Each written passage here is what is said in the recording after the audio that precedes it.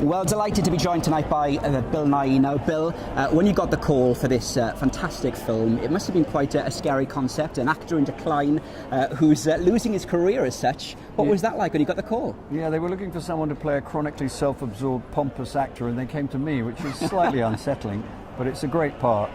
Because it's a film about making a film, I get to play not only the actor, who is the pompous Wally, but I also get to play the part that he's playing in the film that they're making in the film that you're watching.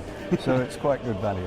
And you star alongside Gemma Atherton, who's got an impressive Welsh accent. Yep. What was that like arriving on set and discovering Gemma was Welsh? Yeah, that was a bit of a shock.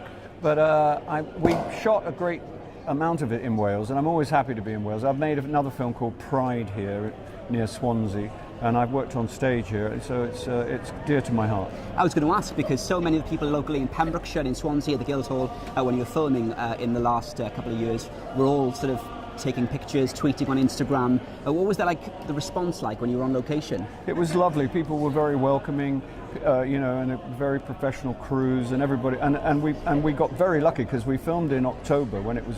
You'd imagine it would be raining and grey like everywhere else in Britain, but in fact we had spectacular sunshine on a wonderful beach, and it suited us down to the ground. And I know you were born after the war, but your dad volunteered with the RAF.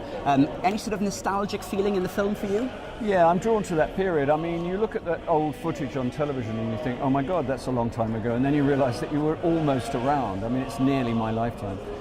Yes, I think a lot of people of my age and a couple of other generations have a very strong nostalgia for that period, which is basically people who weren't there, because it was a brutal, savage time when Britain was bombarded nightly by the German Air Force, and nobody knew who was going to be still standing the following day. So it was grim times. And looking at the other films, is it fair to say that sort of Love Actually was the platform to launch the career? Not to launch my career at all, no. I'd been working for 1,000 years before Love Actually, but it made a great difference in my life. And anyone who liked Love Actually, I think I would recommend this film to them. I think this film is one of the best things I've ever been involved in, and the thing I like about it, apart from anything else, is that it never forgets to give you a laugh and to make you cry and give you something to think about on the way home. It's a proper night out. And we touched on the fans when you were filming in Pembrokeshire, the people taking pictures, etc. What is the fan base now? Is it Love Actually, Pirates of the Caribbean, the hotel? What is it? I've got it covered, really. Anyone of my age, it's Marigold. Yeah. Any male between the age of 13 and 37, it's Shaun of the Dead. And all the men pretend they don't like Love Actually, but so therefore all the women. And anyone, I've got the under 12s down with the Pirates of the Caribbean, so I've got it.